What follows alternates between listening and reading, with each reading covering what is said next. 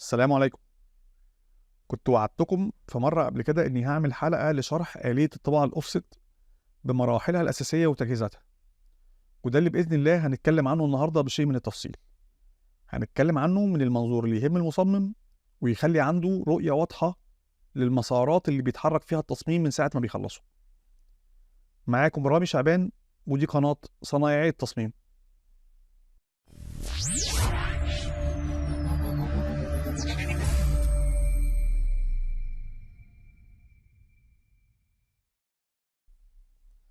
ممكن أول سؤال يجي في دماغ أي مصمم هيسمع الكلام دوت: انا مالي ومال مكنه الطباعه بتشتغل ازاي، ولا اللون ده بيتكون من ايه، ولا التنفيذ ده هيتم ازاي اصلا؟ انا كل المطلوب مني ان انا بصمم وخلاص. الكلام ده قد يكون حقيقي في حاله واحده بس، اذا كان شغلك كمصمم مقتصر على الوسائط الديجيتال، زي ان انت تكون مثلا مصمم سوشيال ميديا او مواقع انترنت او موشن جرافيك الى اخره. لكن في اللحظه اللي بتلاقي نفسك بتصمم شغل بهدف طباعته، فهتلاقي جوانب كتير قوي انت محتاج تعرفها عشان تطلع شغلك بالشكل المطلوب. وده اللي هنحاول مع بعض نفهمه بداية من النهاردة.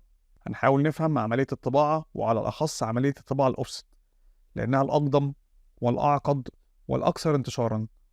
ومجرد ما هتفهم الطباعة الأوفست هتلاقي نفسك فتحت باب كبير لاستيعاب مجالات الطباعة الأخرى كلها. وعشان كده خلينا نشوف عملية الطباعة دي بتتم إزاي. قبل أي حاجة، أنا فاكر مرة وأنا صغير قريت في الغلاف الداخلي بتاع كتاب الدراسات الجملة دي: ورق كوشيه 200 جرام، طباعة 4 لون. يومها ما لفتش نظري لا نوع الورق ولا وزنه، لكن اللي لفت نظري جملة 4 لون. فضلت الجملة دي شغلاني شوية بعد ما قعدت أعد مرة واتنين وتلاتة الألوان اللي في غلاف الكتاب، وما كنتش ولا مرة بلاقيها 4 لون، كنت بلاقيها أكتر بكتير. طب إيه الكلام دوت؟ الناس دي بتشتغلنا ولا ما بتعرفش تعد ولا إيه الموضوع؟ أول حاجة لازم نعرفها إن العدد اللانهائي من الألوان اللي بنشوفها في أي مطبوعة قدامنا أو شفناها قبل كده هي مش أي حاجة إلا خليط من 4 ألوان أساسيين: الأزرق والأحمر والأصفر والأسود. خلطهم مع بعض بنسب معينة هيفتح المجال لتخليق عدد غير محدود من الألوان اللي مش بسهولة تقدر تتخيلها. وعشان نفهم ده بصورة مبسطة، أنا عايزك تفتكر معايا أول حصة رسم. الحصة دي خدنا فيها حاجة اسمها دايرة الألوان، وكانت فكرة الموضوع إني أقدر أستخدم لونين أساسيين أو أكتر في إن أنا أعمل لون جديد، زي مثلا الأصفر والأزرق، أقدر أحطهم مع بعض عشان أصنع منهم لون اللي هو الأخضر. وده باختصار اللي بيحصل في عملية الطباعة الأوفست. طيب، لحد كده الكلام النظري ده كويس. ازاي بقى هقدر اطبقه في الطبيعة وعلى المكنة بتاعة الطباعة؟ عملية طباعة ال4 لون دي مش بتتم مرة واحدة زي ما بتتم في الطابعات الديجيتال. بالنسبة للطابعات الأوفست الموضوع بيتم على 4 مرات، إن ما كانش 5 أو 6 أو 7. نرجع لموضوعنا ونرجع لعملية الطباعة بتاعتنا. بمجرد ما بتخلص التصميم وتجهزه للطباعة، بتيجي مرحلة تجهيز الأفلام والزنكات. الأفلام والزنكات هم دول الوسيط بين الكمبيوتر والتصميم بتاعك ومكنة الطباعة بتاعتنا. هنا بقى بيجي دور مكنة CTF أو كمبيوتر تو فيلم، أو من الكمبيوتر إلى الفيلم.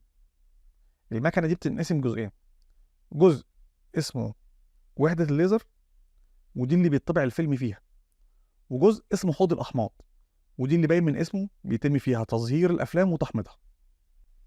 الفيلم ده في الأساس بيكون لونه أسود تماما، ودور وحدة الليزر هنا إنها بترسم وبتنقل التصميم على الفيلم بتاعنا. طب ده بيتم إزاي؟ أي حاجة بتتعرض لشعاع أو ضوء الليزر بتتحول للون الأبيض الشفاف، وده بيمثل الفراغات اللي موجودة في التصميم. أما الجزء اللي هيفضل محتفظ باللون الأسود بتاعه ده بيمثل الأجزاء اللي عايزين نطلعها في التصميم بتاعنا. فاحنا كده عندنا على سطح الفيلم أجزاء شفافة تماما، ودي بتمثل الفراغات، وأجزاء باللون الأسود ودي بتمثل الطباعة اللي احنا هنستخدمها، وما بينهم درجات من الألوان الرمادية. عشان ما صعبهاش عليك، معانا فيلم حساس جدا للضوء، مكنة الليزر بترسم عليه. الألوان الأسود هي اللي معانا في الطباعة، والألوان الشفافة فراغ مش معانا. باقي بس اقول لك ان كل لون من الاربعه لون اللي اتكلمنا عليهم بيتم تمثيله بقطعه فيلم مستقله. بعد ما بتنتهي مرحله الافلام بتيجي مرحله الزنكات او البليتس، والزنكات دي عباره عن لوح من الصاج او المعدن مكون من ماده الزنك، بيكون سطحه مغطى بالكامل بماده جيلاتينيه. اللي بيحصل بعد كده اننا بنغطي سطح الزنك من ناحيه الجيلاتين بالفيلم بتاعنا وبنعرضهم لضوء شديد. الجزء الشفاف في الفيلم اللي اتكلمنا عليه من شويه بيمرر الضوء للجيلاتينه، وده بيتسبب في حرقها، ولما بتتحرق بتبقى مش موجوده. اما الجزء الاسود اللي موجود في الفيلم بيمنع الضوء من المرور للجيلاتينه، وبيحافظ عليها موجوده معانا وجاهزه ومستعده انها تلزق في الحبر في المرحله الجايه. باقي بس التنويه ان ماكينات السي تي اف اللي اتكلمنا عليها من شويه وقلنا ان مهمتها تجهز الافلام بدات في التراجع بشده بسبب التطور التكنولوجي وبسبب ارتفاع تكلفه الماكينات وتكلفه الفيلم، عشان الفيلم بيحتوي على ماده هاليدات الفضه اللي تمنها غالي. ما جربتش انت يتحرق منك فيلم وتبقى واقف هتعيط على ثمنه اللي هيتخصم منك اخر الشهر. بعد مرحله السي تي اف حل محلها ماكينات السي تي بي اللي بتختصر مرحله الافلام تماما وبتنقلنا على طول الى كمبيوتر تو بليتس، او من الكمبيوتر للزنك على طول. خد نفس عميق وتعالى نكمل عشان لسه في كلام كتير.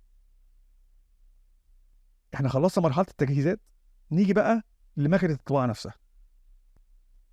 مكنه الطباعه بتتكون في الاساس وبشكل مبسط من حوض في اعلاها. الحوض ده بيحتوي على الحبر، بيليه واحنا نازلين لتحت مجموعه من السلندرات او الاسطوانات او الدرافيل زي ما بيحب اصحاب الصنعه يقولوا عليها. اول مجموعه من السلندرات بتاخد الحبر اللي بيتكون في الاساس من زيت نباتي، بتسحبه من الحوض بتاعه اللي اتكلمنا عليه من شويه، وبعد ما بتاخد الحبر بتنقلها للسلندر اللي بعده اللي ملفوف عليه لوحه الزنك. في مقابل مجموعه تانية من السلندرات بتاخد الميه وبرضه بتوصلها للزنك. كل جزء غير مطبوع من الزنك بياخد شويه من الميه، وكل جزء مطبوع على الزنكات بياخد الحبر. وزي ما قلنا قبل كده الجزء المطبوع دوت اللي بيحتوي على الماده الجيلاتينيه. ومع لفه السلندر بتاعت الزنكات بيكون تحتيه سلندر تاني بيلف برضه. السلندر التاني ده بيحتوي على شيت من الكاوتش بيطلق عليه الكاوتشة او البلانكت. وعند التقاء الكاوتشة مع الزنكات بيتنقل الحبر اللي على الجيلاتينة الى الكاوتشة، ومنها الى الورقة اللي بتمر بين سلندر الكاوتشة وسلندر تاني تحته. السلندر التاني ده بيعمل بمثابة مكبس للورقة. الكاوتشة دي بقى واحدة من أهم وظائفها إنها بتعدل التصميم، بمعنى إن التصميم لو نزل على الورق على طول مباشرة من الزنك التصميم هينزل معكوس زي المراية. فالكاوتشة دي بتستلم التصميم المعكوس وترجع تعدله تاني وتنزله على الورقة، وفي اللحظة دي بيكون اكتمل طباعة الورقة باللون بتاعها. ملحوظة بس على الماشي، اسم الطباعة الأوفست أو الطباعة الغير مباشرة جه من الحتة دي، لأن في وسيط بين الزنك والورق اللي هو الكاوتشة. نبتدي نتحرك للمرحلة التانية، بس قبل كده لازم نفرق بين أكتر من مواصفة لمكنات الطباعة. بفكرك بس بحاجة قلناها في أول الفيديو، مكنة الطباعة الأوفست مش بتنزل الأربعة لون مرة واحدة على الورق زي ما مكنة الطباعة الديجيتال بتعمل، لكن بتطبع كل لون على مرحلة ويجي بعديها مرحلة تانية فيها اللون اللي بعده. يعني ايه الكلام ده؟ يعني زي ما شرحنا من شوية، اللي كان في الحوض لون واحد واللي نزل على الزنك لون واحد واللي اتطبع على الورقة لون واحد. طب وبعدين بقية الألوان هيتعمل فيها ايه؟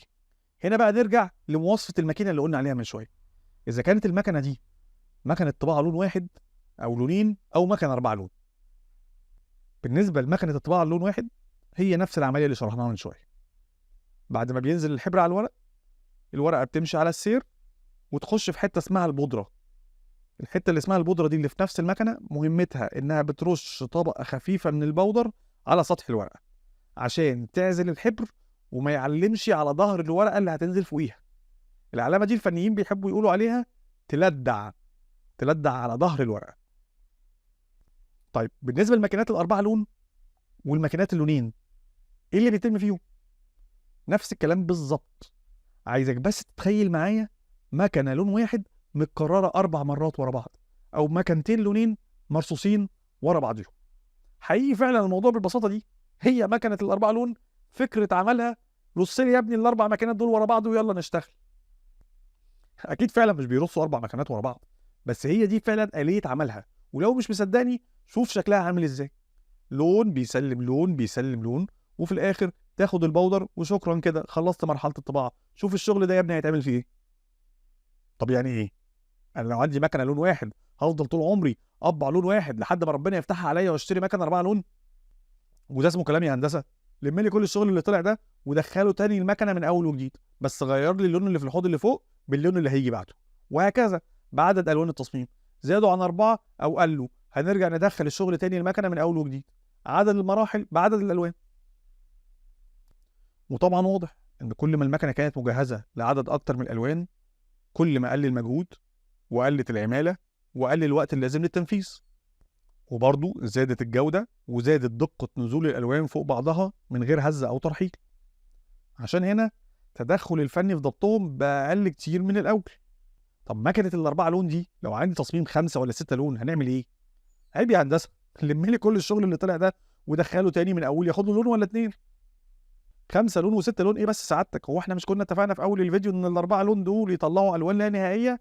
هنغير كلامنا ساعه الجد ولا ايه؟ ايوه 5 و6 لون والوان سبيشال وسبوت يو في وبصمه وليله كبيره قوي سعادتك. كله جاي، خليك معايا هتفهم كل حاجه ما تستعجلش. طباعه الاوفست موضوع كبير قوي، محتاج مهاره وخبره وفهم كويس لطبيعه الالوان وللتصميم وللمراحل اللي بتيجي بعده. حاولنا في الفيديو ده نبسطه قدر الامكان ونوضحه بالصوره اللي يحتاج المصمم انه يفهمها. لسه في كلام كتير عن نظريه الالوان واعدادات الالوان دي في التصميم وتجهيزه للطباعه، هنتكلم عن الكلام ده كله في الحلقات الجايه باذن الله. لو عجبتك الحلقه اعمل لنا لايك، ولو استفدت منها شاركها مع اصحابك المصممين وخليهم هم كمان يستفادوا. لو عندك تعديل او تعقيب او اضافه اكتبها لنا في الكومنتات وخلينا نتناقش فيها. اعمل لنا سبسكرايب وتابعنا عشان لسه عندنا كلام كتير قوي في التصميم وفي الطباعه وفي التسويق لنفسك ولشغلك. تحياتي، مع السلامه.